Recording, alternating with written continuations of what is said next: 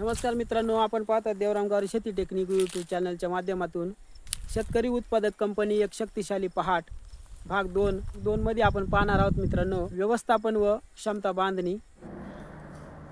व्यवस्थापन आणि क्षमता बांधणी. आता व्यवस्थापनामध्ये काय येतो तर एक ध्येय एक विचार असला पाहिजे. एक ध्येय सर्व 10 संचालकांना हे माहिती पाहिजे की आपल्या कंपनीचं ध्येय काय आहे, आपल्याला कोणत्या दिशेने जायचं आहे. तुमच्या कंपनीचं एक मत आहे का? नसेल तर मला प्रश्न विचारा, सर आमचं या ठिकाणी कन्फ्युजन आहे, इथे आमचे थोडेसे मतभेद होत आहे. असं तर क्लिअर होईल की व्यवस्थापन कसं असतं. ज्या कंपनीमध्ये एक ध्येय एक विचार घडला आहे, कोणी सांगू शकेल आपल्या कंपनीबद्दल? आम्हाला फक्त आंब्यावर विचार करायचा. सेंद्रिय आमचा भाग ते पद्धतीचा आहे आणि आमच्याकडे जे आंबा आहेत ते सेंद्रिय आहेत. फक्त आमच्याकडे प्रमाणपत्र. तुम्ही आंबा घेऊन विकणार आहे की प्रोडक्शन करणार की प्रोडक्शन करणार? प्रोडक्शन कोण करणार? कंपनी करणार की शेतकरी करणार? कंपनी. म्हणजे शेतकरी जे आमचे राहतील ना ते कंपनी मार्फत करायचं. एक लक्षात घ्या, शेतकरी काय करणार तो भाग वेगळा आहे, कंपनी काय करणार तो भाग वेगळा आहे. मी कोणाबद्दल विचारतोय? कंपनीबद्दल विचारतोय. तर तुम्ही आंबा लावणार नाही, आंबा कोण लावणार आहे? शेतकरी. तुम्ही आंबा खरेदी करणार आहे. तुमची कॅटेगरी कोणती झाली? ट्रेडिंग म्हणजे काय? वस्तू घेणं आणि विकणं, व्यापार. तुम्हाला कोणी विचारलं की साहेब तुमची कंपनी कोणत्या कॅटेगरीमध्ये बिझनेस करते, तर तुम्हाला सांगता आलं पाहिजे आम्ही ट्रेडिंग करतो. तुम्ही हे नाही म्हणायचं की आम्ही आंबा लावलाय. आंबा तुम्ही नाही लावला, आंबा सभासदांनी लावलाय. कंपनी त्या सभासदांचा माल विकत घेणार आहे, तुम्ही खरेदी करणार, प्रोक्युरमेंट करणार आणि विकणार तुमच्या मार्केटला. ते सर्व आता चालू आहे फक्त. अच्छा, पण ते आपले तुमच्या डोक्यात काय आयडिया आहे का आंबा विकायचं असं काय विचार केला का? हो, चाललाय विचार झालाय. फक्त कसं आहे की एंगेजमेंट चालू नाही, फक्त आपला विचार कसा आहे, फक्त आपल्या आंब्यावर चालायचं. एकच विषय. अगदी ते प्राथमिक स्टेज आहे, त्यांना आंब्यामध्ये काम करायचं आहे, क्लिअर आहे. ट्रेडिंग करायचं ही गोष्ट क्लिअर आहे. आता पुढे तुम्ही काय विचार केला पाहिजे की शेतकऱ्यांकडनं आंबा घेऊन कोणत्या मार्केटला विकायचा आहे. तो तुम्हाला इथे लोकलला विकायचा आहे, ते डोमेस्टिक मार्केटला विकायचा आहे की एक्सपोर्ट करायचं आहे. तो विचार झाला पण तिथं पर्यंत आम्ही पोहोचलो. तर मग तुम्ही काय केलं पाहिजे साहेब, सगळ्या संचालकांची एक मीटिंग घ्या. सर्व किती लोक तुमचे संचालक? आमचे 10 लोक. 10 लोकांनी एक मीटिंग घेतली पाहिजे की आपल्या कंपनीने आंब्यामध्ये काम करायचं ठरवलेलं आहे. आपल्याला आंब्यामध्ये प्रोसेसिंग करायचं नाही, आपल्याला आंब्याची लागवड करायची नाही, आपल्याला फक्त काय करायचं आहे, आपल्या सभासदांचा माल विकत घ्यायचा आहे. इथपर्यंत एक मत झालं. कशासाठी?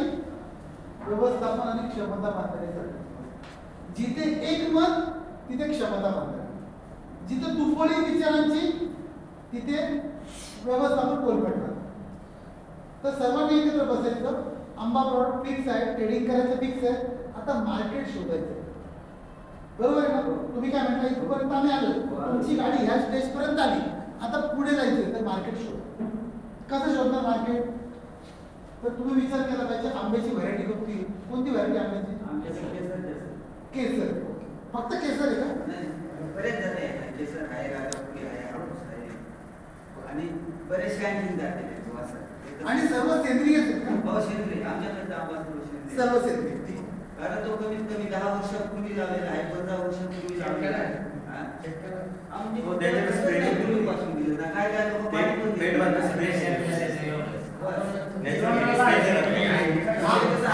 आपापसात बोलू नका. नाही, कंपनीची सभासद किती? 10 सभासद. संचालक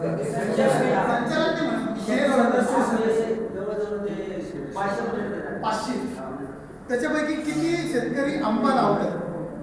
बहुतेक पाहिला तर सर्व शेतकरी आंब्यावर आहे. तुमचं भाग कोणता? पेट का? तुम्ही तुमची कंपनी काय करू शकते की सेंद्रिय पद्धतीने पिकवलेला आंबा, त्या आंब्याचा एक ब्रँड बनवा. तेच ना. आणि त्या ब्रँडच्या नावाने तो आंबा मार्केटमध्ये अगोदर लोकलला विका, डोमेस्टिकला विका. पहिले 2 वर्ष लोकल आणि डोमेस्टिक मध्ये काम करा आणि 2 वर्षामध्ये चांगले पैसे कमवले त्याच्यानंतर तिसऱ्या वर्षी जी लोक एक्सपोर्ट करतात, एक्सपोर्ट त्यांना अगोदर माल द्या तिसऱ्या वर्षी. मग तिथे थोडे पैसे कमवले, तुम्हाला एक्सपोर्टचा अनुभव येईल. मग चौथ्या वर्षी तुम्ही स्वतः डायरेक्ट एक्सपोर्ट. अगोदर लोकल मार्केट, पहिल्या वर्षी लोकल मार्केट, दुसऱ्या वर्षी लोकल म्हणजे नाशिक जिल्हा, नाशिक जिल्ह्याला आपण लोकल मार्केट म्हणतो. दुसऱ्या वर्षाला डोमेस्टिक म्हणजे महाराष्ट्र, त्यानंतर गुजरात, राजस्थान, छत्तीसगड हे झालं डोमेस्टिक मार्केट. तिसऱ्या वर्षी जे मर्चंट एक्सपोर्टर आहे म्हणजे जे तुमच्यासारख्या कंपनीकडनं माल घेतात आणि स्वतः एक्सपोर्ट करतात त्यांना माल द्या तिसऱ्या वर्षी. चौथ्या वर्षी तुम्ही डायरेक्ट एक्सपोर्ट करा. ही तुमची पुढची दिशा असली पाहिजे. तुमच्या मीटिंगमध्ये हा मुद्दा मांडा की ट्रेनिंगमध्ये आपल्याला आंब्याच्या बाबतीमध्ये पुढच्या 4 वर्षाची त्यांनी रूपरेषा अशा पद्धतीने सांगितली. नाही हे सगळं ट्रेनिंग संपलं माझा नंबर देतो. काही अडचणी मला बोलतो. 4 वर्षाचा तुम्हाला प्लॅन सांगितलं. पहिलं वर्ष लोकल, दुसरं वर्ष डोमेस्टिक, तिसरं वर्ष मर्चंट एक्सपोर्टरला द्या आणि चौथ्या वर्षी डायरेक्ट एक्सपोर्टर. डायरेक्ट पण स्वतःचा ब्रँड बनवून काम करा. ब्रँड असेल ना तर तुम्हाला रेट चांगले मिळेल आणि शहरामध्ये कस्टमर ब्रँडला महत्त्व देतात. तुम्ही तर नुसते असे भेटी घेऊन गेले, त्याचं नाव काय, नाव गाव काहीच नाही. तुम्ही म्हणतात की सेंद्रिय, पण लोक विश्वास नाही ठेवतात. त्याला तुम्ही हे करा, ट्रेसिबिलिटी करा. ट्रेसिबिलिटी हा ऑप्शन माहिती तुम्हाला? नाही. ट्रेसिबिलिटी हा शब्द ऐकलाय? नाही. जसं आपला फोनपेचा क्यूआर कोड असतो ना, असतो ना फोनपेचा क्यूआर कोड, चौकोन चौकोन चौकोन ब्लॅक, तसं एक क्यूआर कोड असतो, त्याला म्हणतात ट्रेसिबिलिटी. आता मोठ्या शहरामध्ये कस्टमर जे आहे ग्राहक ते खूप सुज्ञ झाले, जागरूक झाले. ते लोक काय करतात की समजा तुमचं एखादं प्रॉडक्ट आहे, समजा बॉक्स एखादा स्ट्रॉबेरीवरचं खरं सांगतो. पूर्वी काय व्हायचं, महाबळेश्वरची स्ट्रॉबेरी एकदम फेमस आहे पूर्ण महाराष्ट्रात, महाराष्ट्राच्या बाहेर पडतो. तर तो स्ट्रॉबेरी महाबळेश्वरच्या नावाने विकायचा.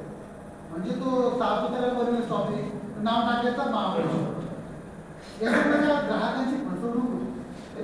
किंवा तुमचं सेंद्रिय भाजीपाला साहेब इकडे लक्ष, सेंद्रिय भाजीपाला हे सांगितलं जातं, प्रत्यक्ष तो सेंद्रिय आहे की नाही याच्याबद्दल कोणी खात्री देऊ शकत नाही. खरं की खोटं आहे? तुमच्या डिपार्टमेंटला एक उदाहरण सांगतो तुम्हाला, नाव नाही सांगत त्या व्यक्तीचं. तो रोज सकाळी 3-3:30 वाजता नाशिकमधून भाजीपाला घेतो आणि मुंबई मार्केटमध्ये विकतो गेल्या 15 वर्षापासून. कदाचित तुम्हाला नाव माहिती असेल. त्यांना मी एकदा विचारलं, काय हो तुम्हाला लोक विचारतात काय सेंद्रिय आहे का, प्रमाणपत्र आहे का, ट्रेसिबिलिटी आहे का? ते मला काय ते आम्ही सेंद्रिय सांगतो, लोक आमच्या विश्वासावर घेतात. मी त्यांना म्हटलं प्रामाणिकपणे सांगा सगळं सेंद्रिय आहे का? नाही बोलले 50% सेंद्रिय, 50% आम्ही त्याच्यामध्ये मिक्स करू. त्यांनी प्रामाणिकपणे सांगितलं. आत्तापर्यंत ठीक आहे, पण इथून पुढे लोक तुम्हाला विचारतील हे सेंद्रिय आहे याचं प्रूफ काय? हा तांदूळ पेटचा आहे किंवा हा आंबा पेटचा आहे आणि हा आंबा सेंद्रिय आहे याचं प्रूफ काय? तुम्ही कसं प्रूफ करणार? तर त्याला म्हणतात ट्रेसिबिलिटी.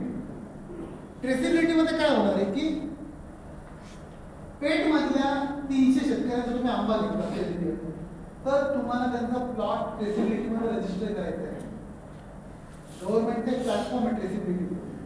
त्या ठिकाणी तुम्हाला त्या सभासदांची माहिती द्यायची, तुमचा सेंद्रिय पद्धतीने पिकवलेला आंबा आहे त्याचा लॅबचा रिपोर्ट द्यायचा आहे. त्यानंतर तुम्हाला QR कोड मिळणार ट्रेसिबिलिटी. आणि तो QR कोड तुम्ही तुमच्या ब्रँडिंगला, जे तुमचं लेबल आहे ना बॉक्स, त्याच्यावर QR कोड प्रिंट करायचा आहे. आणि कस्टमर जेव्हा तो आंबा घेईल तर तुम्ही सांगाल की हा सेंद्रिय पद्धतीचा आहे, तर कस्टमर तो QR कोड स्कॅन करेल. स्कॅन केल्याने त्याला लगेच माहिती हे आंबा सेंद्रिय आहे की नाही आणि कोणत्या शेतकऱ्याचा माल आहे, ती पेटी, हे सुद्धा त्यामध्ये येतं. आता तुम्ही स्ट्रॉबेरीचे कुठे विकत घ्या ना, तर ज्या स्ट्रॉबेरीच्या बॉक्सवर QR कोड आहे त्यावर तुम्ही स्कॅन करा. स्कॅनर आहे QR कोड, तो स्कॅनर एक ॲप डाउनलोड करा, एक कॅमेरा आहे ना तो स्कॅन करा, तर ती स्ट्रॉबेरी कोणाच्या प्लॉटमधली, कुठं कोणाच्या शेतामधली, त्या शेतकऱ्याचं नावच आहे ना. तो जर सापुतारा असेल, बोरगड असेल तर बोरगड सापुतारा आहे. तो जर महाबळेश्वर असेल तर महाबळेश्वर, निफाड असेल तर निफाड आहे. याच्यामुळे ग्राहकांची फसवणूक होते. तुमचा आंब्याचं परत उदाहरण सांगतो. तर आंबा जर तुम्हाला पुढे मोठ्या मार्केटला घ्यायचा तर नुसतं सेंद्रिय म्हणून चालणार नाही. सेंद्रिय आहे का याची खात्री कशी देणार? नाही ना, आम्हाला प्रमाणपत्र मिळाल्याशिवाय ते करता येत नाही. तर नुसतं प्रमाणपत्र नाही, QR कोड. तुम्ही प्रमाणपत्र किती लोकांना दाखवणार आहे? तुम्ही असं घेऊन प्रमाणपत्र बघा बघा बघा असं नाही करता ना. QR कोड छापून घ्या. प्रमाणपत्र QR कोड नाही टाकायचं. ते QR कोड म्हणजे प्रमाणपत्र आहे. नुसतं प्रमाणपत्र काढू नका. तुम्ही पण सेंद्रियचं, फक्त प्रमाणपत्र नाही, QR कोड काढा. म्हणजे जर तुम्ही एखाद्या समजा टोमॅटोमध्ये काम करता की बाबा हे सेंद्रिय पद्धतीने पिकवलेला टोमॅटो आहे, तर तुम्हाला तो QR कोड दाखवता आला पाहिजे सर, की आम्ही याचं रजिस्ट्रेशन केलेलं आहे, आम्ही या सगळ्या गाईडलाईन्स फॉलो करतोय, आम्ही आमच्या प्रॉडक्टचे लॅबचे रिपोर्ट शासनाला सादर केलेले आहेत आणि शासनाने आम्हाला QR कोड दिलेला आहे. तर कस्टमर तुमच्यावर विश्वास ठेवतो. हा सुद्धा व्यवस्थापनाचा भाग आहे. तुमच्या तांदळामध्ये वाण कुठल्या व्हरायटी कोणती? इंद्रायणी आणि जिरा राईस. इंद्रायणी आणि जिरा राईस. तर त्यामध्ये सुद्धा तुम्ही लॅब रिपोर्ट काढा. आजकाल इतके ॲडव्हान्स लॅब झालेले आहेत ना की तुम्ही सीड जरी दिलं ना तर सीडची क्षमता रिपोर्टमध्ये कळते, उगवण क्षमता किती. तुम्ही जर राईस दिलं तर लॅबमध्ये रिपोर्ट येणार की हा खरंच इंद्रायणी आहे का. ब्राऊन राईसच्या नावामध्ये आज काही विकलं जातं, मला माहिती आहे. नाव काय? Brown rice. तर ब्राऊन कलरच नसतो, कुठेतरी असं थोडा टिपका असतो ब्राऊनचा, 90% व्हाईटच असतो. पूर्वीचा ब्राऊन राईस तुम्हाला आठवत असेल, कम्प्लीट म्हणजे ब्राऊन याचा काय वरचा तो लेअर काढलेला नाही, अनपॉलिश. त्याला ब्राऊन म्हणायचं. ऑइल साचतं ना ते ऑइल म्हणजे मिलमध्ये ते घसल्याने त्याला ब्रँड पहिल्या सडीचा आजसडीचा म्हणायचं. पण आता मार्केटमध्ये जो तुम्ही ब्राऊन राईस बघितला असेल तर ब्राऊन राईस मध्ये ब्राऊन कलरच काय ते घसून काढतात आणि तो जो वरचा ब्राऊन काढून टाकतात ना तो सगळा ऑइल कंपन्यांचा. तो जो भुसा आहे त्याला इंग्रजीमध्ये ब्रांड म्हणतात. ब्रांड राईस ब्रांड ऑइल माहिती, राईस ब्रांड ऑइल. तर त्या ऑइलमध्ये तेलामध्ये तो वरचा पापुद्रा वापरतो. तर ही सुद्धा ग्राहकांची फसवणूक आहे. सांगताना काय सांगतात ब्राऊन राईस, पण वरचं मला सगळं काढून टाकलं ना. लोकांना पण सफेद पाहिजे खाण्याचं स्वच्छ. या सगळ्या गोष्टींची तुम्ही काळजी घ्या तर तुमचं मार्केटिंग चांगलं होईल. अगोदर प्रॉडक्टमध्ये डेव्हलपमेंट करा. नुसतं सेंद्रिय ऑर्गॅनिक इतकं बोलून प्रॉडक्ट विकलं जाणार नाही. तुम्हाला त्याचे पुरावे द्यावे लागेल. डॉक्युमेंटेशन पार्ट तुम्हाला करणं गरजेचं आहे. त्यानंतर मार्केट, कोणत्या मार्केटला तुम्हाला विकायचे हा सुद्धा व्यवस्थापनामधलाच भाग आहे. लोकल मार्केट आहे की डोमेस्टिक मार्केट आहे त्या काम करताय. समजा आता मँगोचं उदाहरण घेऊ. मँगो समजा त्यांना केशर विकायचं आहे तर केशरमध्ये विकणारे खूप कंपन्या मार्केटमध्ये. त्या कंपनीचा रेट बघा, त्यांची क्वालिटी बघा, त्यांचे सर्टिफिकेशन बघा, त्यांचा QR कोड कधी स्कॅन करून बघा आणि त्यांच्यापेक्षा तुम्ही वेगळं काय देणार. तुमचा रेट किती आहे, त्या समोरच्या पार्टीचा रेट किती आहे याचा अभ्यास केला तर मार्केटवर तुम्ही काम करू शकता. ठीक आहे. दुसरी गोष्ट, व्यवस्थापनामध्ये प्रत्येकाला एक जबाबदारी द्या. चेअरमननी काय करायचं, व्हाईस चेअरमननी काय करायचं, सचिवांनी काय काम करायचं हे तुम्हाला माहिती असलं पाहिजे. आता मुख्यतः आम्ही ढोबळ स्वरूपात सांगतो. चेअरमनचं काम काय असतं, निर्णय घेणं. कंपनीचे जे मेन चेअरमन आहेत त्यांच्याकडे निर्णय क्षमता पाहिजे, एकदम ते पॅशिव डायनॅमिक पाहिजे. कुठल्याही परिस्थितीत कोण चेअरमन आहे आपण करावं, एकच चेअरमन फक्त, दोन तीन चेअरमन. तर तुमच्याकडे डिसिजन निर्णय क्षमता पाहिजे. कुठल्याही परिस्थितीमध्ये सगळे दिवस चांगले येणार नाही. कधी कधी संकट पण येतील, लॉस पण होईल, कधी खूप जास्त तुम्हाला कष्ट पण करावे लागतील, कधी निर्णय अंगलट पण येतील, पण डगमगायचं नाही. चेअरमनचं काम काय, सगळ्यांना सोबत घेऊन योग्य दिशेने कंपनीला न्यायचं. निर्णय क्षमता हे चेअरमनचं काम आहे. व्हाईस चेअरमनचं काम काय, ज्या ज्या वेळेस चेअरमनला सपोर्ट करायचं आहे किंवा चेअरमन ॲबसेंट आहे किंवा चेअरमनची बाजू थोडी वीक होती तर त्यांना सपोर्ट करणं आहे व्हाईस चेअरमन.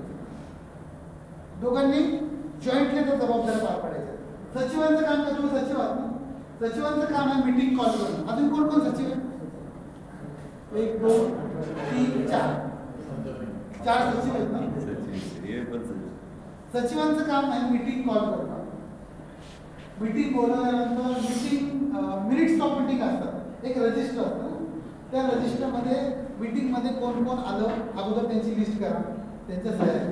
त्यानंतर मीटिंगमध्ये कोणत्या विषयांवर चर्चा झाली ते मुद्दे लिहा. कोणते ठराव पास झाले ते ठराव लिहा. ज्या ज्या घडामोडी होत्या ते सगळं त्या दिवशी त्या रजिस्टरमध्ये नोंदवलं गेलं पाहिजे. आणि पुढच्या वेळेस जेव्हा दुसरी मीटिंग असेल त्या मीटिंगमध्ये किती मुद्दे वाचून दाखवा. मागच्या मीटिंगमध्ये हे मुद्दे होते, त्या मुद्द्यांवर आपली चर्चा झाली, हे ठराव पास झाले, याच्यावर आपले वादविवाद झाले, खडाजंगी झाली. मी आता पण करायचे वादविवाद होऊ द्या. जेव्हा तुम्ही सामूहिक स्तरावर काम करता तेव्हा मतभेद होणार आहेत. फक्त मतभेद आणि मनभेद यातला फरक समजून घ्या. मनभेद झालं तर मग दुपळी होते, मग तिथे राजकारण सुरू होते. तर मतभेद होऊ द्या. कदाचित तुम्ही म्हणणार की नाही आपण गुजरात मार्केटला प्रॉडक्ट विकलं पाहिजे, तुमचे कदाचित बाजूचे कार्यक्रम होते की नाही आपण तामिळनाडूमध्ये विकू. तर तुम्ही तुमची बाजू मांडताना सांगा की बाबा गुजरातमध्ये कसं काम केलं पाहिजे, गुजरातमध्ये असलेलं कसं प्रॉफिट करत आहे, तिथला कस्टमर कसा आहे. तर आपली बाजू फक्त हेकेखोर पद्धतीने मांडायची नाही, एक सुरीनं तुम्हाला तुमचा मुद्दा मांडता आला पाहिजे की त्या मुद्द्यामुळे कंपनीचं हित कसं आहे, कंपनीला फायदा कसा होणार आहे. जर नुसतं आपण ते असंच व्हायला पाहिजे, मी सांगतो म्हणून असंच करा असं जर म्हटलं तर मग ती हुकुमशाही. ही जी कॉन्सेप्ट आहे ही सहकार तत्वावर आधारलेली आहे, कोऑपरेटिव्ह कॉन्सेप्ट आहे. सर्वांनी एकत्र येऊन काम करायचं. ते जर करू शकलात तर व्यवस्थापन उत्तम होईल. दुसरा मुद्दा, प्रत्येकामध्ये एक क्षमता असते. एखादा व्यक्ती छान बोलू शकतो, एखाद्याचं लिखाण छान असेल, एखाद्या व्यक्तीला कॉम्प्युटर ऑपरेट करता येत असते. प्रत्येकाकडे वेगवेगळा अनुभव असतो. तुम्हाला शेतीमधलं खूप कळत असेल, काही लोकांना गव्हर्नमेंटची कॉन्टॅक्ट चांगले असतील. तर प्रत्येकामध्ये जी क्वालिटी चांगले गुण आहे, अनुभव आहे, त्याप्रमाणे त्याचा उपयोग करू. प्रत्येकामध्ये काही ना काही चांगल्या गोष्टी असतात आणि प्रत्येकामध्ये काहीतरी उणीवा त्रुटी पण आहे. कुठलाही व्यक्ती सर्व गुण संपन्न नाही. तो चेअरमन असो, सेक्रेटरी असो, खजिनदार असो किंवा साधा संचालक सांगायचं नाही की आम्ही परिपूर्ण आहोत. प्रत्येकामध्ये काहीतरी चांगलं आहे आणि काहीतरी उणीवा पण आहे. तर ज्या चांगल्या क्वालिटीज आहेत त्याचा कंपनीसाठी उपयोग करून घेणं म्हणजे क्षमता बांधणी कसं. चर्चा करा, सर्वकष चर्चा करा, मल्टी डायमेन्शन, बहुआयामी चर्चा करा. खडाजंगी होऊ द्या, पण ती कशासाठी पाहिजे, कंपनीच्या हितासाठी. पर्सनल हेवे दाबे नको त्यासाठी. तू ते केलं, मी हे केलं, तू मला बोलूच देत नाही, तुझी एकट्याची कंपनी आहे का, मी पण चेअरमन आहे ना, मी पण संचालक आहे, असं होतं काही काही ठिकाणी. तुमच्याकडे होत नसेल, पण असं जर सुरुवात झाली तर मग कंपनी नाही होत, मग कंपनी अडकते.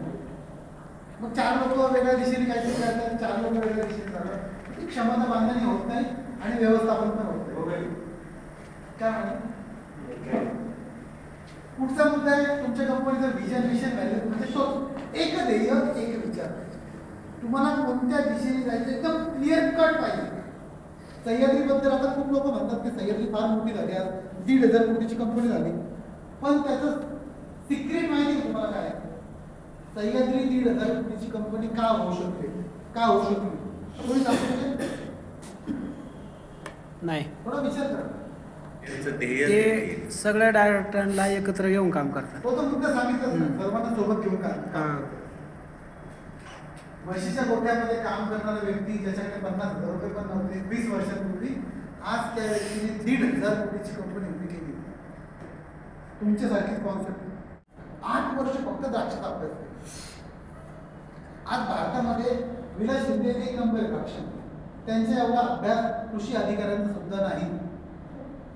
गव्हर्नमेंटच्या पॉलिसी मेकिंगच्या सिस्टममध्ये ते आहेत, कोणत्या पदावर आहे ते गव्हर्नमेंटच्या पॉलिसी बनतात ना एक्सपोर्टच्या, त्या संस्थेवरती त्यांची निवड केलेली आहे, एक्सपोर्ट कमिटीवर विलास शिंदे आहेत. आणि विलास शिंदे शासनाला सांगतात की शासनाच्या द्राक्षाच्या बाबतीमध्ये धोरण काय असतं. हे का शक्य झालं?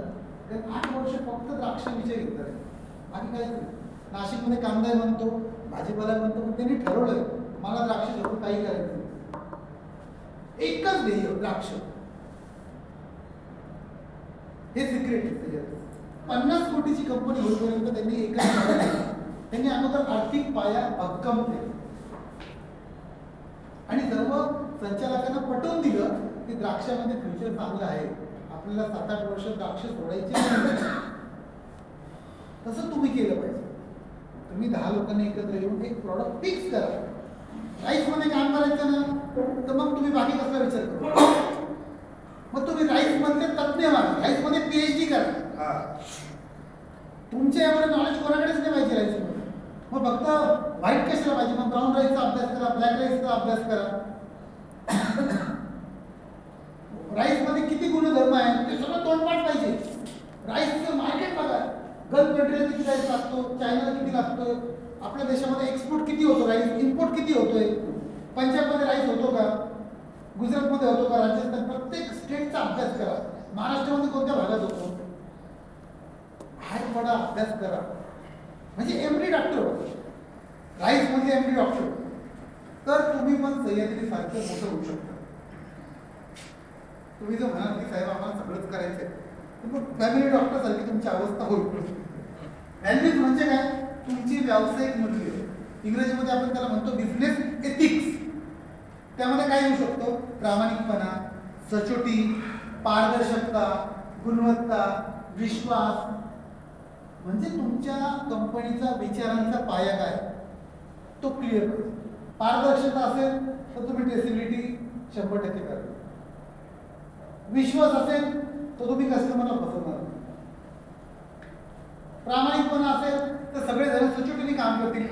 जो तुमच्या सभासदांना शब्द दिलाय हमी भावाचा, तो रेट तुम्ही सभासदांना द्या.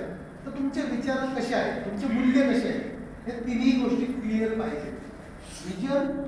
विजन आणि व्हॅल्यू.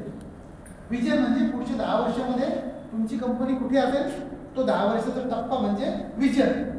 मिशन म्हणजे एक वर्षाचा टप्पा. विजन म्हणजे काय, 10 वर्ष. मिशन म्हणजे एक वर्षाचे टप्पे. फक्त विजन आणि मिशन एका रेषेमध्ये पाहिजे. उदाहरण सांगतो तुम्हाला. वर्षाचं विजन काय तर सांगू शकतो मी. तुमच्या कंपनीला आंब्यामध्ये पुढच्या 10 वर्षामध्ये कोणता टप्पा गाठायचा अंदाजे सांगा. तुम्ही आता प्राथमिक अवस्थेत मला माहिती नाही, आणि तुम्ही पण सांगा राईसच्या बाबतीत तुमची कंपनी 2035 मध्ये कुठे असावी असं तुम्हाला वाटतं. राईसच्या बाबतीत अंदाजे सांगा. ढोबळ काहीतरी विचार केला असेल, काहीच नाही केला. कंपनी ना एक्सपोर्टमध्ये काम करायचं 10 वर्ष. आता एक्सपोर्टमध्ये काम करायचं एक कॅटेगरी झाली, म्हणजे ट्रेडिंग करायचं. मी काय विचारलं, विजन. विजन म्हणजे आता तुम्हाला विजनच्या बाबतीमध्ये अमूलचं उदाहरण सांगतो. अमूल ही कंपनी 1938 मध्ये स्थापन झाली गुजरातमध्ये. अमूल ऐकलं ना, अमूल मिल्क. अमूल मिल्कची स्थापना कोणी केली माहिती आहे, वर्गीस कुरियन यांनी. तर ज्यावेळेस अमूलची स्थापना केली त्याच वेळेस त्यांनी विजन बघितलं होतं की अमूलला देशातली नंबर 1 सप्लाय चेन कंपनी बनवायची, सर्वात मोठी पुरवठा साखळी डेअरी म्हणून. आज अमूल 60,000 कोटीची कंपनी आणि अमूलला 80 वर्ष झाली. याला म्हणतात विजन. रामदेव बाबा योगा शिकवता शिकवता मध्ये 1 नंबर कंपनी बनवायची. आज पतंजली 40,000 कोटीची कंपनी. सह्याद्री तुम्हाला सांगितलं की म्हशीच्या गोठ्यातनं काम करणारा माणूस आहे, फक्त बीटेक इंजिनिअरिंग झालेलं आहे, एज्युकेशन होतं. आणि त्यांनी विजन बघितली की आपली कंपनी द्राक्षामध्ये नंबर 1 करायची भारतात. त्यात सह्याद्री नंबर 1 आहे. तर तुमच्या कंपन्यांचं पुढच्या 10 वर्षाचं विजन काय ते क्लिअर करा. नसेल तर त्यावर चर्चा करा. तर अगोदर तुमचा 10 वर्षाचा टप्पा सेट करा. आता समजा इथे तुमची कंपनी स्थापन झाली. मी तुम्हाला काय सांगतो, 2035चं विजन सेट करा. 2035 याला आपण म्हणतो विजन. तुम्ही सध्या इथे या, हे 10 वर्षाचं विजन सेट करा. पहिला मुद्दा. दुसरा मुद्दा मी काय सांगितलं, मिशन. विजन हे 10 वर्षाचं असतं आणि मिशन असतं 1 वर्ष. मग त्याच्यामध्ये 1 वर्ष टप्पे सेट करा. 1 वर्ष 26, 27, 28 असं 2035. फक्त यामध्ये काळजी घ्यायची मी आज आपल्यासाठी दाखवलं की हे एका रेषेमध्ये पाहिजे. एका रेषेमध्ये काय पाहिजे माहिती का, आपण असं समजू की हे पुणे आणि हे नाशिक. मी नाशिकला आहे, मला माझं विजन काय पुणे, तर माझं 1 वर्षाचं मिशन काय असलं पाहिजे, सिन्नर पाहिजे, सिन्नर, नंतर संगमनेर, नंतर आळेपाटा, राजगुरुनगर, चाकण, मोशी. लोक काय करतात माहितीये का, लोक पुणे सेट करतात, पण पहिल्या टप्प्याला ते इगतपुरीला जातात, नाही ते इकडे त्र्यंबकेश्वरला जाते, नाही ते इकडे निफाडला जाते, ते कधीच इथे पोहोचू शकत. कुठं समजतात? हो सर. जिथे तुम्हाला पोहोचायचं 10 वर्षांनी, तर त्याच्या अगोदर जो 1 वर्षाचा टप्पा आहे तो त्याच दिशेने जाणार पाहिजे, एका रेषेत. तो जर चुकला, तो जर एका रेषेत नसेल, तर तुम्ही विजन कधी पूर्ण करू शकणार नाही. विजन मिशन दोन्ही शब्द महत्वाचे. विजन 10 वर्षाचं, मिशन 1 वर्षाचं. फक्त विजन मिशन एका रेषेत पाहिजे. तिथून पहिलं सिन्नरला जाणार, सिन्नरवरूनच मी संगमनेरला जाणार, संगमनेरच्या पुढे मी आळेपाट्याला जाणार आहे. मी चुकणार नाही कुठे, मला पोहोचायचं पुण्याला. नंतर मग राजगुरुनगर आहे, चाकण आहे, मुशी आहे, भोसरी आहे, आणि मी शेवटी मी शिवाजीनगरला पोहोचणार, वाकडेवाडीला. पण मी सिन्नरपर्यंत गेलो, तिथून जरी मी घोटीकडे वळालो तरी चुकलो, तर तुमचं विजन पूर्ण होऊ शकतं. व्यवस्थापन. आता तुमच्याकडे 3 ते 10 संचालकांचे आहेत, त्यांची क्षमता मानण्याने आपण बघू. त्यानंतर जसं तुमचं काम वाढेल तसं तुम्हाला काही एम्प्लॉई कर्मचारी पण ठेवावं लागतील. सगळे संचालकच काम करतील असं नाही.